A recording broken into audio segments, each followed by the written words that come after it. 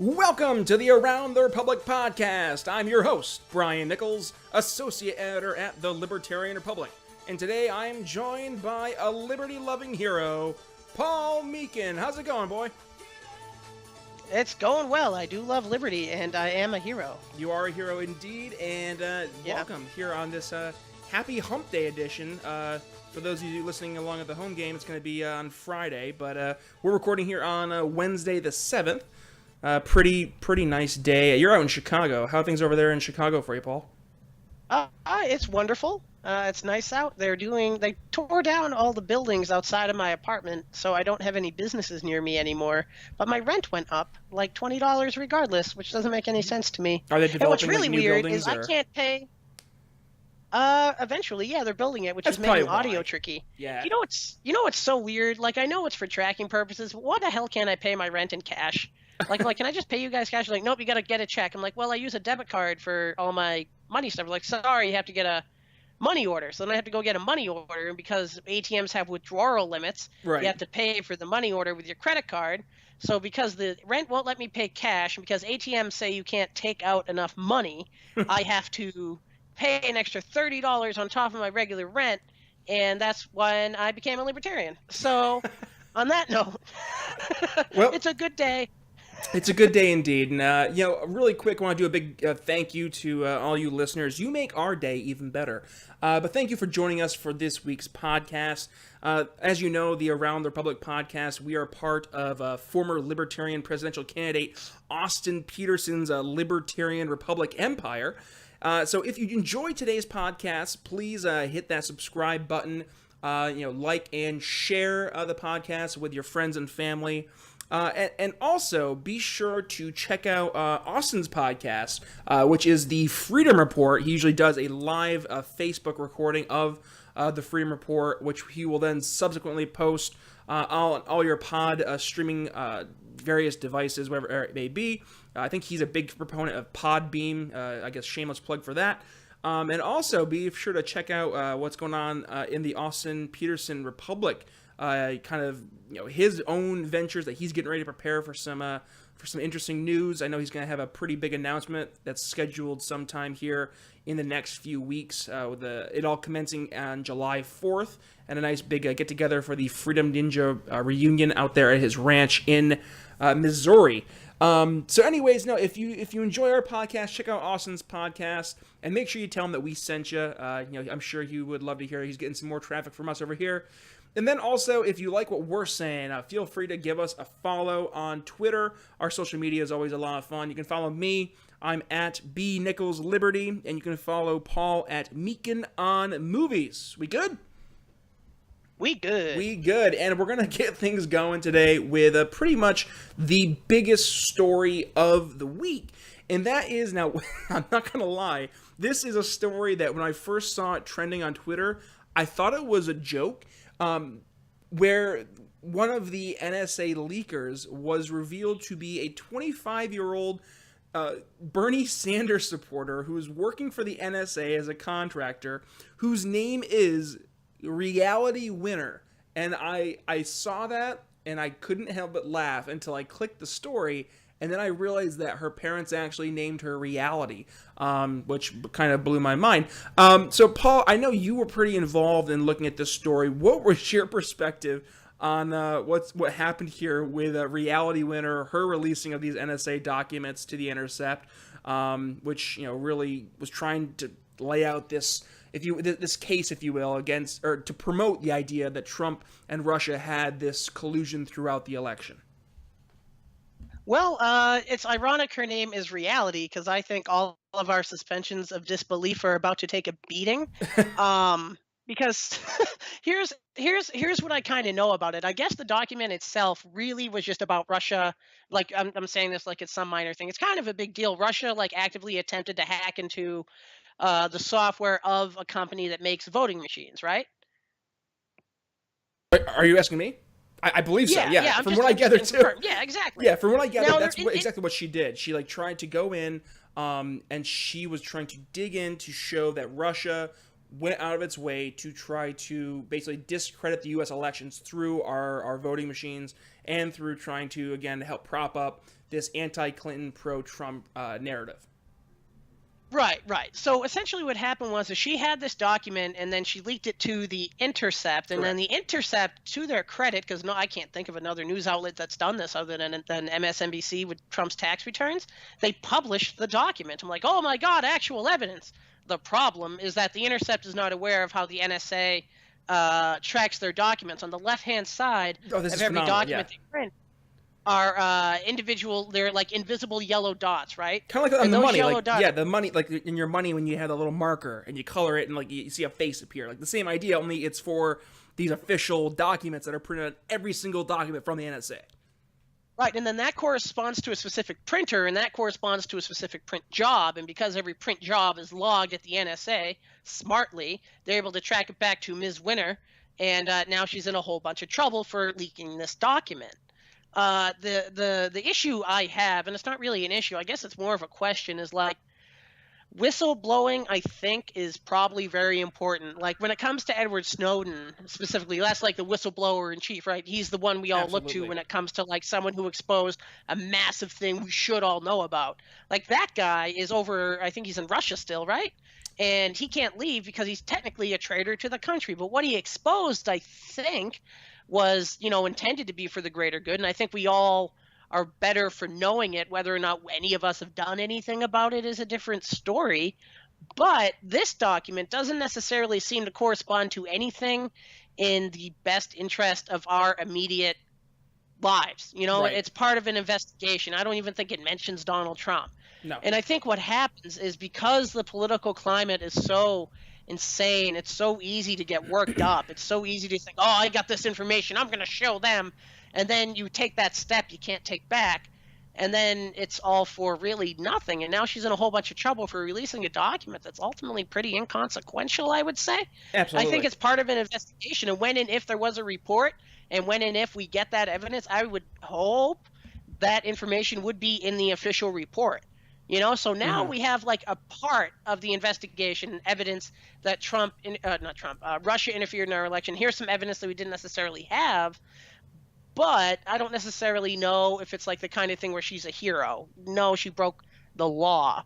And I think one of the things, Americans need to consider is what is the, I'm not sure of the right word. I want to say like the bar at which a leak becomes in the interest of the people and you become a hero, or you just become someone that leaked a secure document that could jeopardize a whole bunch of information that we need to find out what's going on with Indeed. Russia. And Paul, one thing that I've kind of I find myself, I've separated a little bit with the narrative that a lot of libertarians, but also primarily conservatives and Republicans have been towing down this line that Trump is innocent no matter what. The Russia investigation, the entire narrative that's being promoted is a hoax. I think that where there's smoke, at times, there's fire.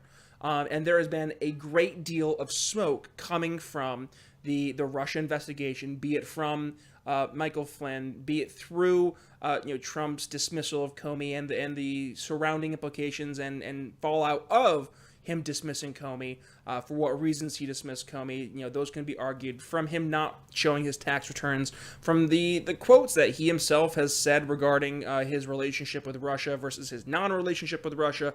Let's all throw that aside. I've been pretty skeptical from the narrative that's been promoted by those on the right and in some libertarian circles. However, looking at what Reality Winner did, she basically did the opposite of what Edward Snowden did. Whereas Edward Snowden released information to try and protect and inform the American public, saying, look at what's happening right now. Your Fourth Amendment right, your right to privacy, is being just completely shredded and torn apart by the National Security Administration. And he showed, pretty much point blank what was happening.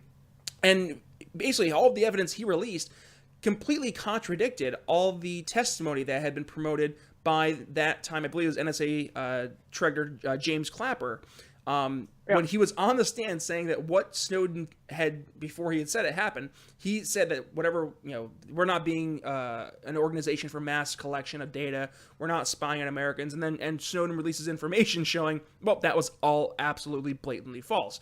Reality Winner, in this case, she's not showing anything really of true substance. It's nothing that really we didn't know. We knew that Russia, as well as any real foreign agency or foreign nation, is trying to have some impact in an election.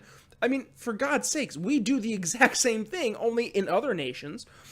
But she was doing this more along the lines of trying to be what I would consider to be the resistance, banner waver, the narrative that she'd be this big hero for the resistance. She'd help take down Trump.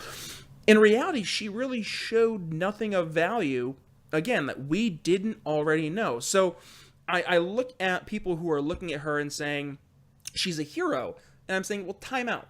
Is she really a hero, or is she just trying to make a name for herself to add value to an already morally destroyed and just their heartbroken movement of the quote unquote resistance, who are clinging to this wing and a prayer that they can take Trump out through this entire Russian narrative that's been promoted, which I'm still on the fence about.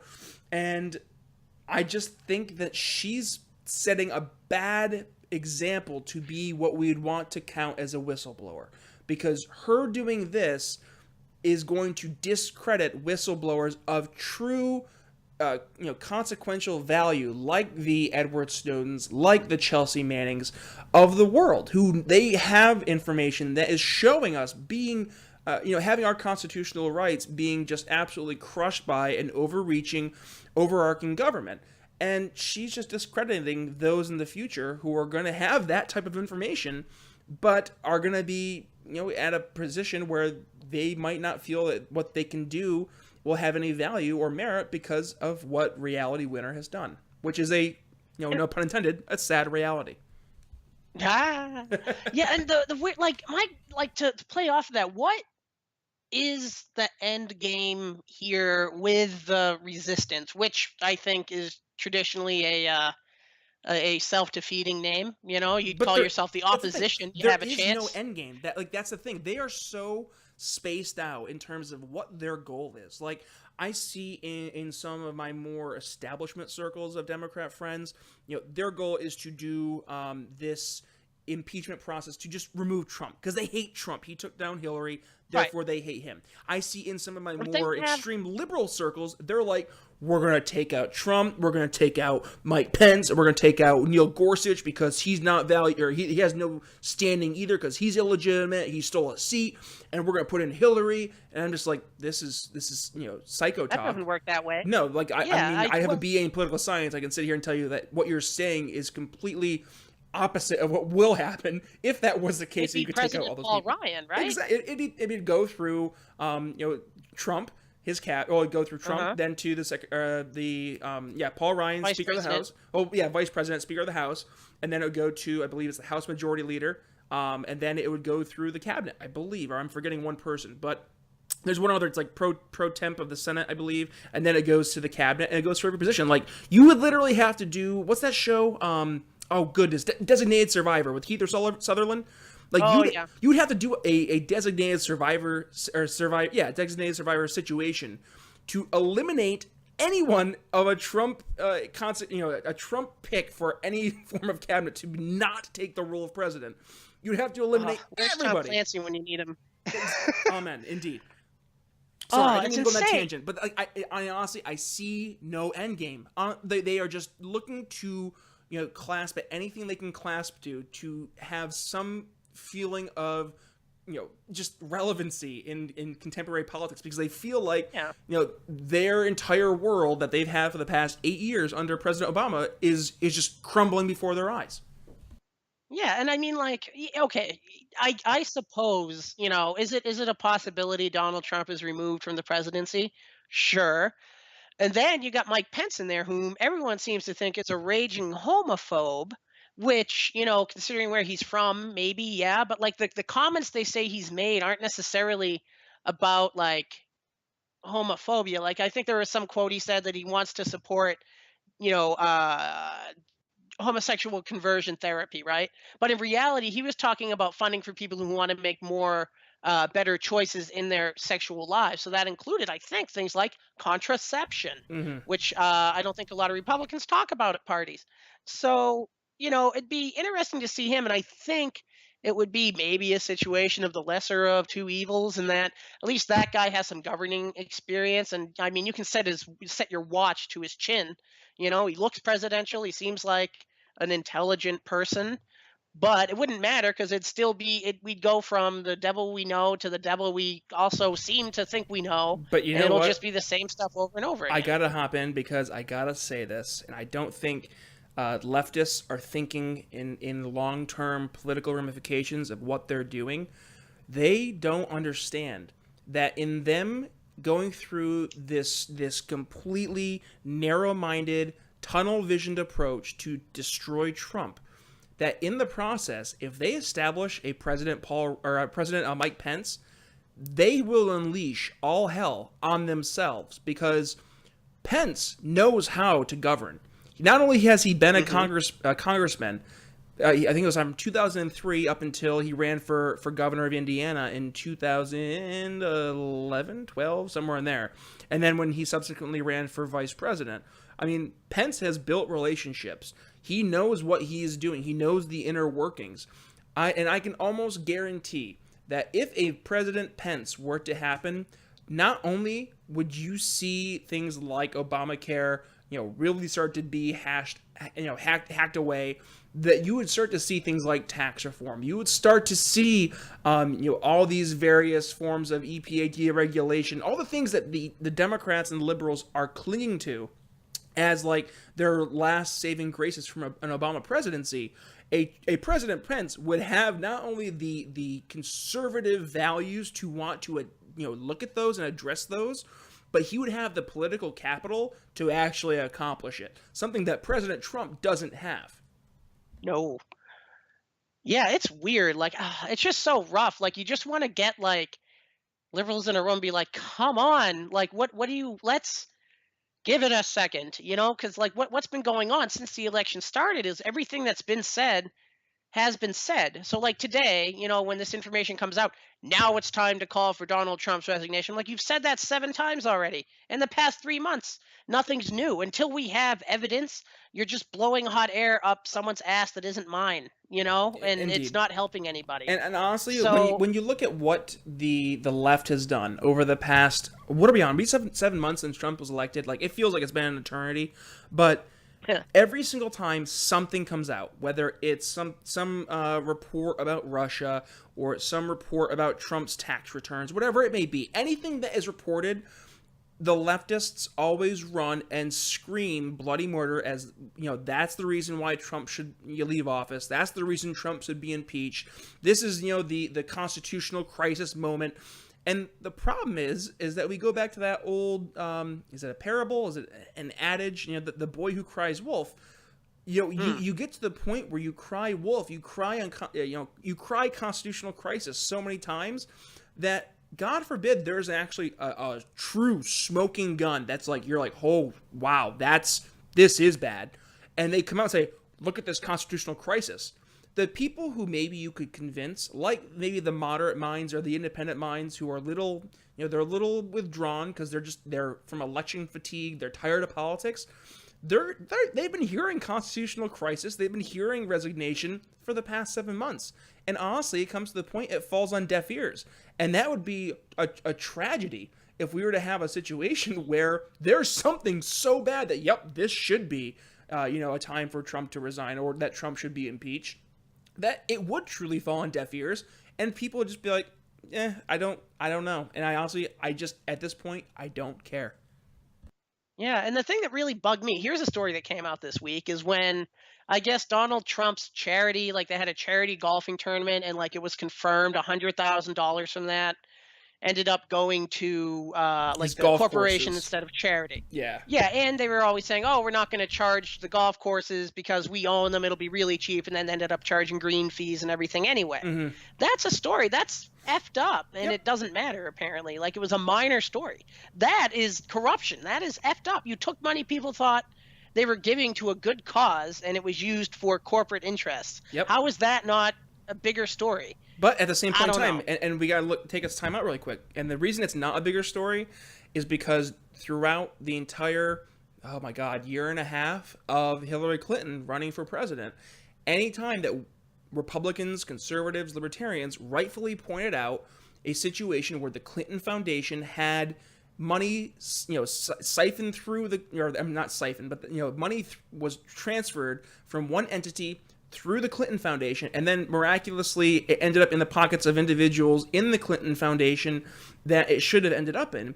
And Republicans cried foul.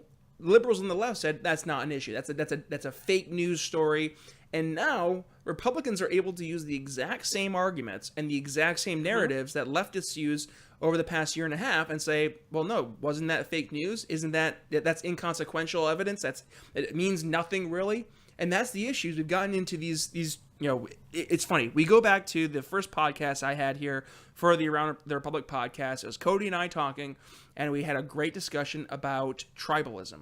And that is truly where we are as a society, is this tribalist mentality of, whataboutism, oh, well, what about this person doing this? Well, it doesn't excuse anything, what's happening now. The problem is that rewind a year ago, that the exact inverse of the argument you're making was being made on the other side. I mean, last week, Paul, we talked about this with Kathy Griffin and how leftists were going after anything that happened to Obama for the past 8 years. And now Republicans are doing the exact same thing with Kathy Griffin. And it's just, we have this constant ebb and flow, only it's not even ebb and flow, it's just, one extreme to the other extreme with no middle ground, no rational discussion, no logic. And it's just these constant emotional, I don't even know what the word to use is. It's like you go from the peak of a mountain. Team sports. Yeah, you go from a peak of a mountain to the valley and then to the peak of a mountain again in less than 5 seconds. That's what it feels like. It's like we cannot have a steady, just coast.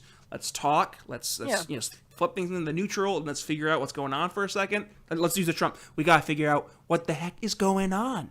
That's what we have to do as a people, and how we're having a discussion. And it's brutal, and the media ain't helping. Okay, where are you from? You're from New York? Yeah, I'm from upstate New York. Okay. All right, upstate New York. So, I imagine a lot of people over there are like, Tom Brady sucks, right? All the time. Yeah, Tom Brady is he's worse than Andrew Cuomo. Trump. No, they love Donald Trump. But so you look at team sports, right? People say Tom Brady sucks, Peyton Manning sucks. I'm like, well, no, they're both actually probably two of the best quarterbacks that's ever played of all time in the history of football. But you don't like them because they're not on your team, so you say they suck, and that doesn't help anybody because your argument doesn't make any sense. Right. So now what I saw on CNN yesterday is they were referring to Comey's testimony tomorrow as the Super Bowl of politics. I'm like, that's it, it's over. Yep. It's team sports. You're rooting for your team no matter what. And until, I don't know. It's nuts. It's crazy. We're treating it as a game. Exactly. There is an element yes. to a political game, but we don't stop. Yeah. Well, that's the problem. Pay attention, read. Stop getting caught up in how is it that there's breaking news every hour and a half on CNN? Right. How is it that there's always this breaking news, anonymous sources, and then some of the stories don't even make any sense? Do you remember when Donald Trump allegedly revealed the fact that ISIS could be making laptop bombs to Russia, and that was a big deal, despite the fact we already had an international laptop ban on international flights because we were worried ISIS was going to make a bomb, and it's a big deal that we told Russia that ISIS could make a bomb. It's not like Russia had the KGB and don't know how to get intelligence. I'm sure they never, ever, ever, ever heard of the possibility of ISIS making a laptop bomb.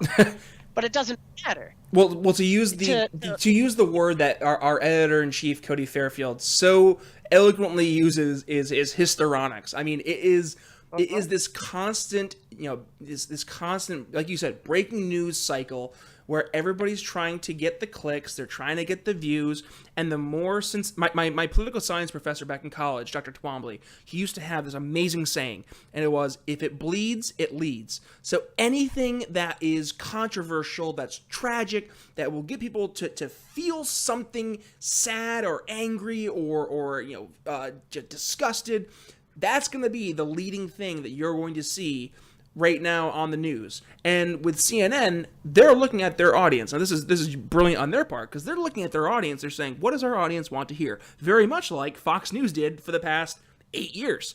And they feed this, anti-Trump, breaking news headline because it's red meat to their viewers. Just, the polar opposite, where Fox News, they will do anything. I mean, they just had Eric Trump on back a couple days ago, where he uttered the words that he thinks that Democrats aren't even people.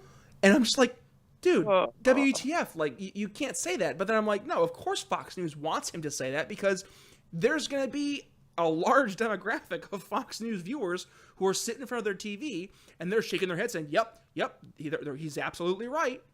And again, like you said, it goes to the tribalism, and that's why we have this nonstop breaking news cycle. I mean, my phone blows up every 15 seconds from, either Fox News, CNN, MSNBC, you name the news organization I have updates from. So I'm just getting info as it comes in, and I had to turn it off because it was nonstop. I couldn't do anything without it giving me breaking news every 15 seconds. Yeah, it's weird. Like, what I think is positive for our purposes, not to toot our own horn, but toot, is that we do seem to, kind of by definition, obviously we have incredible opinion pieces and a lot of like content regarding, libertarian ideals and like specifically stories about government overreach and the people who are really hurt. But another thing we do is we take stories from everywhere and report on them and then let the audience decide. Exactly. So we'll report on the Comey testimony. We'll report on Donald Trump's tax returns. And is there sometimes an angle to that or an opinion? Yes. But we are unlike open about CNN, it. unlike Fox News, it's in our title, the Libertarian Republic. And I think you know what you're getting. We're open and honest about I think that's one thing people seem to forget, and this is on both sides of the aisle, but also from individuals reading the news and individuals reporting the news, is that regardless if you claim to be non-bias or you're nonpartisan, I'm sorry, I call BS. Because as individuals, we all have our own biases, and that's okay.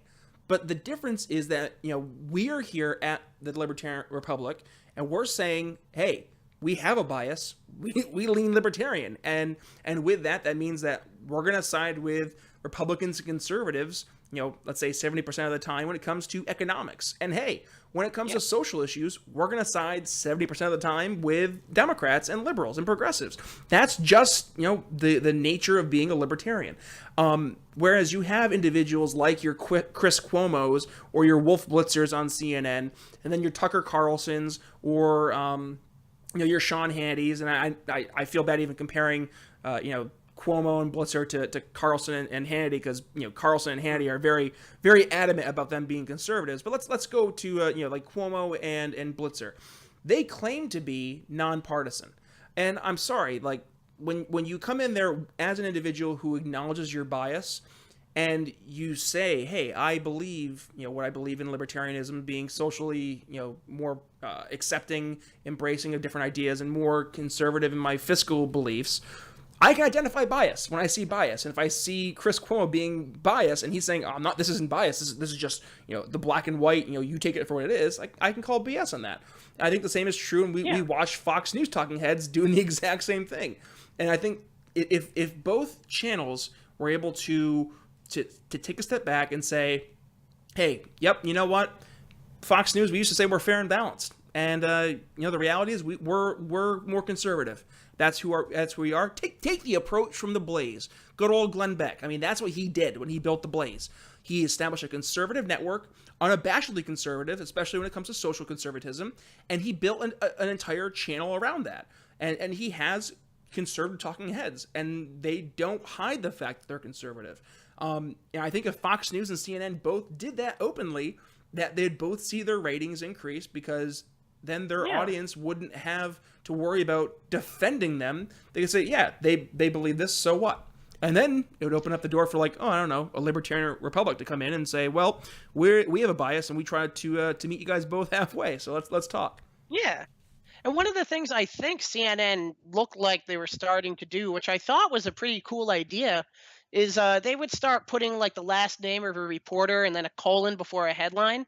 So like they hired, gosh, I'm going to pronounce his last name wrong, Chris Cecilia, Chris Yep. Zilla, Chris Cecilia, Chris Godzilla. Yep. Yeah, they hired him. So all of his articles say Godzilla and then whatever he wrote. And like, oh, okay, so now I know who's writing this. I know who they are because I can Wikipedia them. So I know the perspective I'm going to get. And then over time, I can grow to base my opinions on their writing, not on the factuality of what they're reporting, but rather on their take on it. So, like, here's the facts. Here's what I think. Yep. And it's like, okay, well, I know what this guy's thinking. I know how I think, so I'll take some of that, but most of it I'm going to disregard. It's kind of like having a favorite movie critic, like Roger Ebert. Like, I know I've read every single Roger Ebert review, I think, ever. And as a result, like, I kind of get an idea of the stuff he likes and the stuff he doesn't like. So, for example, he hates the movie Blue Velvet.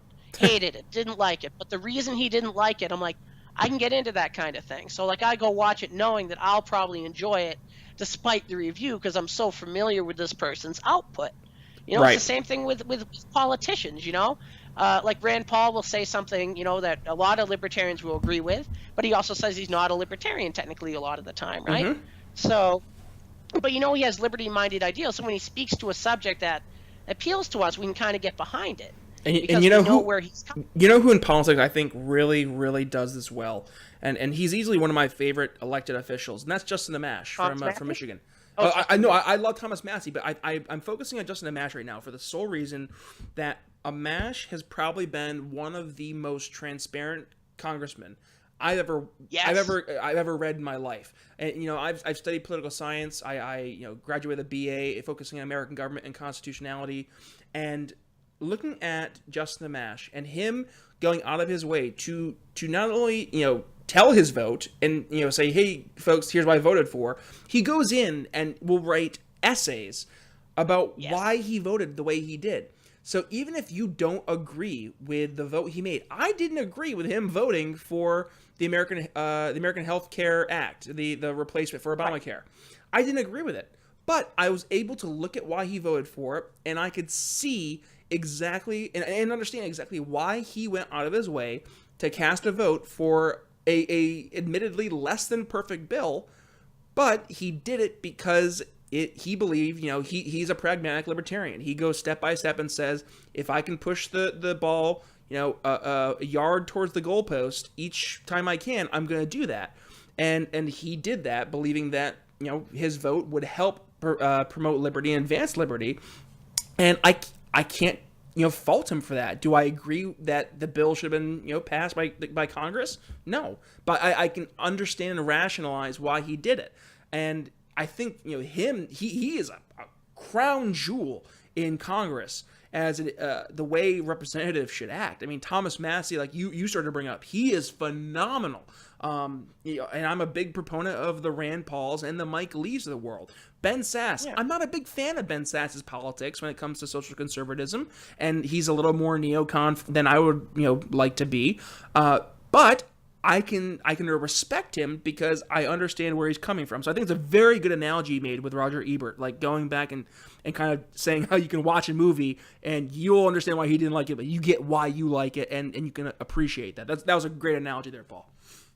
Oh, thank you. Yeah, and like with the same thing with what was the gentleman? He was on Bill Maher, right? Like I was listening to that interview. I'm like, oh, I like this guy. He seems like he knows what he's talking about. He's good at making a joke. Oh my God, what did Bill Maher just say? Back to that other guy. He seems like a good guy. I hope Bill Maher is on television in a week. And then even better, he went on Twitter afterwards and he explained, I support a person's right to free speech. He is a comedian. Mm-hmm. He can cross that line. That's the point of being a comedian. However, as my duty as a representative of the public, I should have asked him why he thought it was okay to make that joke in this context. I'm like, yes, all right, okay, I like this guy. I don't know a single policy. You know who really was the crown jewel of not, I won't say attacking Bill Maher, but like he went after Bill Maher, but then defended him for what he said, and it was back after 9/11. in which Bill Maher made a remark on his show saying, well, at least being the terrorists, have the balls to attack us on our own soil. And the one person who came to Bill Maher's defense for being a comedian was Glenn Beck. And I mean, that caught me off guard because Glenn Beck is easily one of the most principled conservative voices out there on the right.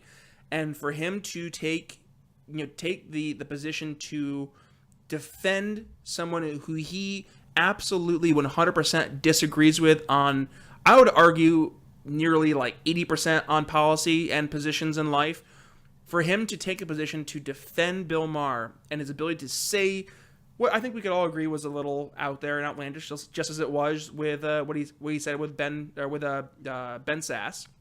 And for those of you who don't know what he said, it's racially weighted, and I wouldn't want to say that on our podcast because we're still up and coming, so I don't want to turn away any viewers. He used the N-word. He used the N-word in a very distasteful manner, which, I mean, there is no real way you cannot use the N-word without being distasteful, but I digress. I think with that, like, Louis C.K. has an incredible thing about the N-word. He's like, oh, well, I mean, I never use it in a racial term. It just comes to my head. I don't think I'm being racist. But to use it as like a throwaway gag like that, regardless of what you believe on free speech, like, your principles do not protect you from the overwhelming and massive and fire-filled tide of social media outrage. Right. So, like, I know the thing is it's a live show, so it's not like he had a chance to edit it out and he didn't. But, like, I hate to use the term he should know better because we all make mistakes. But after however many years on television, he should have known better. He should know better. After the past 200 years, he should know better. Yeah.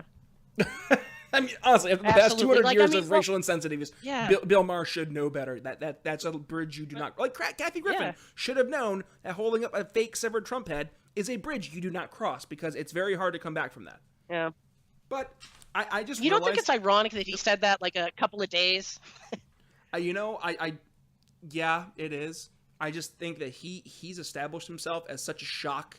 I don't want to say comedian, but I mean he's a comedian, but he's established himself as someone who he doesn't care. He just throws his hands up and is like, hey, it's me. What are you gonna do?